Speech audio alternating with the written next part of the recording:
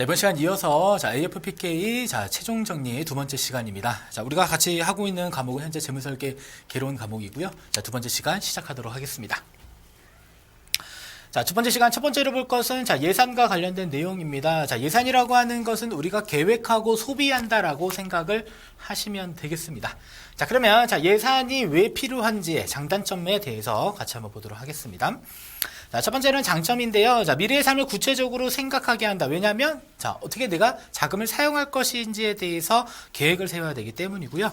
자, 두 번째로는 삶의 우선순위를 생각하게 된다. 여러 가지 계획을 세운 다음에 무엇을 먼저 집행할지를 선택을 해야 돼요. 그래서 지출 항목이 1, 2, 3, 4, 5 이렇게 있다라고 하면 가장 먼저 집행해야 될 자금이 어떤 것들인지를 생각하게끔 해주죠.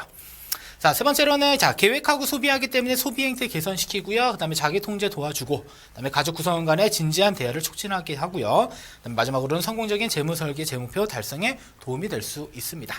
자, 그러면 단점이 있습니다. 자, 그러면 시험에서는 어떻게 나와요? 당연히 장점과 단점을 섞어놓고 이제 고르는 내용이 나오겠죠. 첫 번째, 부정확한 정보나 예측에 의한 예산 수립은 효용성이 떨어질 수 있다. 자, 그러면 우리가 쉽게 생각하면 수입에다가 지출을 예상을 합니다. 자, 그러면 수입을 1년치를 예상한다라고 하면 수입이 올바르게 예측이 돼야 되고요. 자, 지출도 마찬가지로 1년 동안 내가 사용해야 될 지출에 대한 부분들을 예측을 하는 겁니다. 자, 근데 정확하지 않은 정보를 가지고 예측을 했다라고 하면 당연히 효용성에 문제가 생길 수 있다라는 거겠죠. 두 번째, 지나친 소비 통제는 재무目標 달성의 방해 요인으로 작용할 수 있고요. 밑에 것도 같이 볼게요. 심리적 저항감을 야기할 수도 있다. 자, 지출을 우리가 대부분 예산을 세우는 이유는요. 소득에 맞게 살아가기 위해서 예산이라는 것을 세웁니다. 자, 근데 지출을 너무 타이트하게 통제를 하게 되면요. 뭐가 될까요? 심리적인 저항감을 당연히 야기할 수 있겠죠. 왜냐하면 마음과 달리 내가 선택한 비율 이상으로 사용할 수 있는 경우가 생겼다라고 하면 되게 심적으로 불편합니다. 아시죠? 그래서 이러한 예산 통제는 지출을 하는 것이므로 우리가 심리적인 저항감을 야기할 수도 있다라는 게 단점으로 작용될 수 있습니다. 아시죠? 그래서 예산의 장단점에 대해서 한번 살펴봤고요. 자, 그 다음에 두 번째로 볼 것은 예산 수립을 위한 일반 지침에 대해서 여러분들이 보셔야 됩니다. 그래서 예산 수립을 위한 기간을 잘 고려해야 될 필요가 있고요.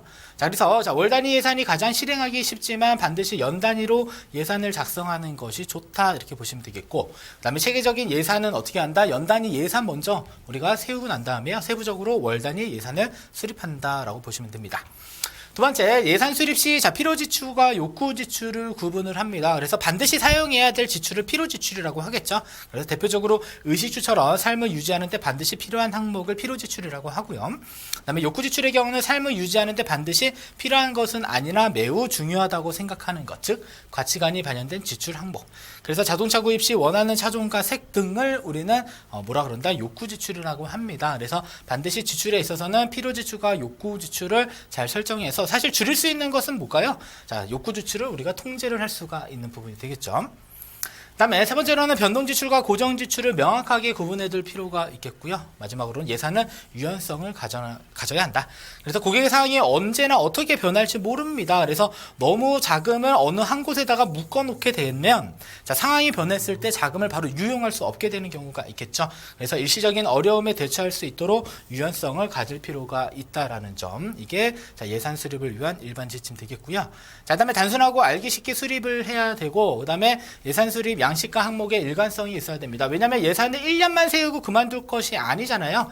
2년차, 3년차, 4년차 이런 식으로 예산을 수립을 쭉 하면서 비교를 하는 걸 합니다. 근데 비교를 할 건데 계속 일관성이 없어요. 그러면은 우리가 어떻게 되는 거죠? 나중에 비교할 때 한 번 정도 더 손이 가게 되는 경우가 해당이 됩니다. 그래서 단순하고 알기 쉽게 하고요. 양식과 항목의 일관성 있게 작성해야 될 필요가 있다. 정리하시면 되겠죠.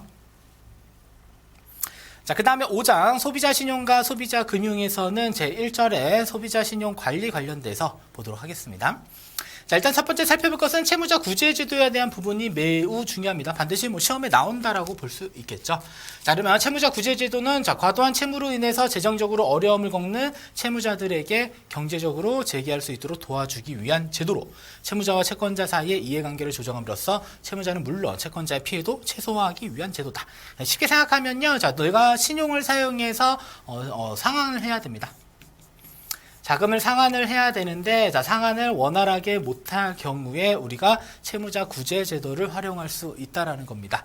자, 그래서 신용회복위원회에서 하는 게 있고요. 자, 법원에서 시행하는 게 있어요. 그래서 신용회복위원회는 프리워크아웃과 개인 워크아웃 제도가 있고요.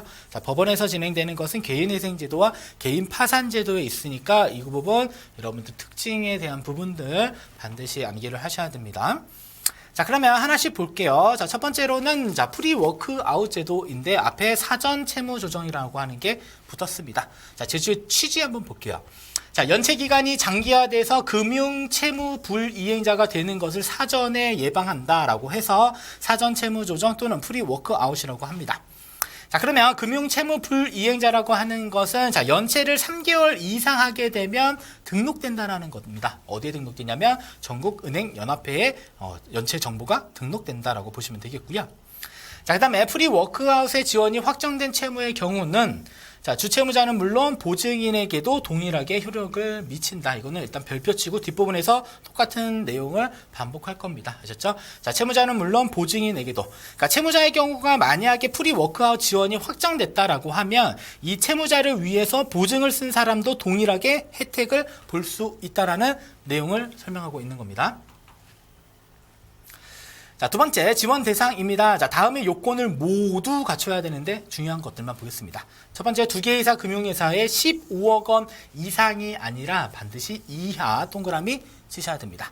그래서 담보는 5억, 무담보는 5억, 담보채무는 10억 원. 그 다음에 두 번째 1개 이상의 금융회사에 대해서 채무 불이행 기간이 30일 초과 90일 미만인 채무. 자, 몇 개월이 초과되지 않았죠? 3개월이 초과되면 안 됩니다. 90일 미만인 채무.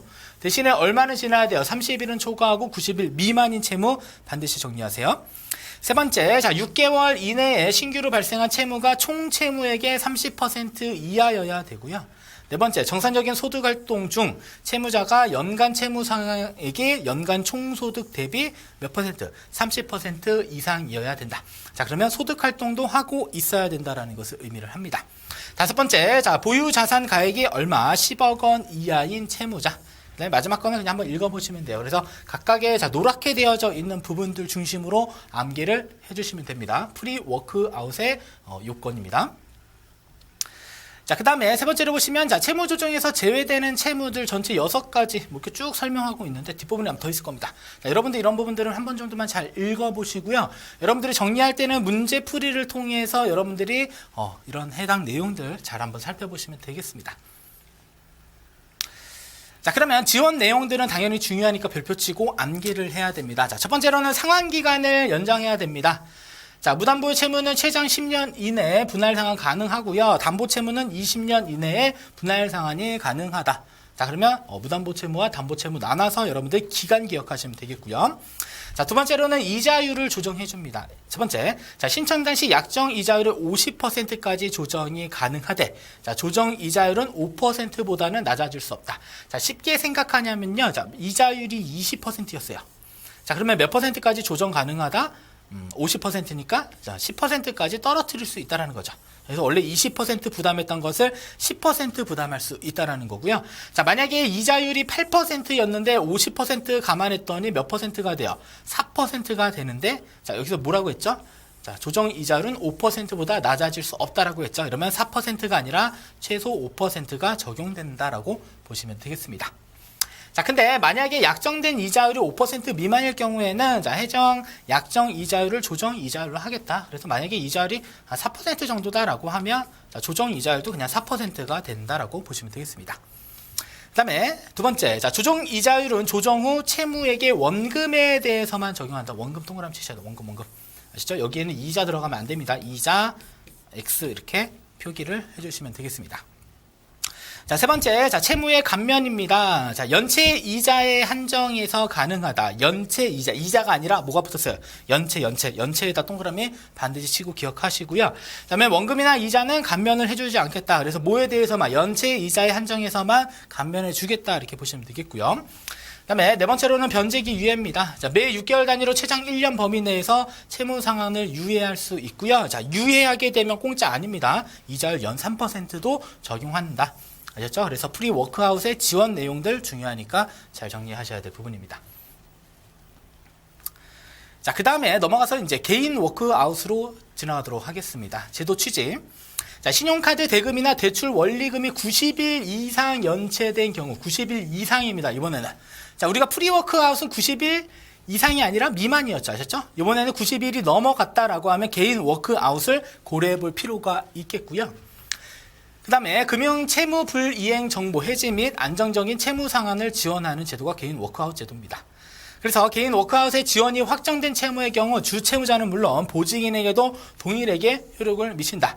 그래서 이 주 채무자가 개인 워크아웃의 지원이 확정됐다라고 하면 이 주 채무자를 위해서 보증을 쓴 보증인도 동일하게 혜택을 볼 수 있다라는 내용은 프리 워크아웃과 동일한 내용이